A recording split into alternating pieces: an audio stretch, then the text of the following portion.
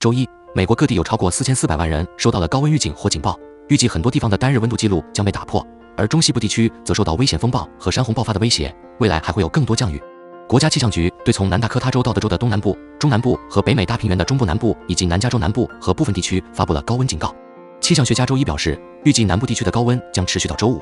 美国在2023年经历的热浪比1936年以来的任何一年都多。研究显示，去年的高温导致2300多人死亡，是45年来的最高纪录。中西部地区的洪水也造成了混乱，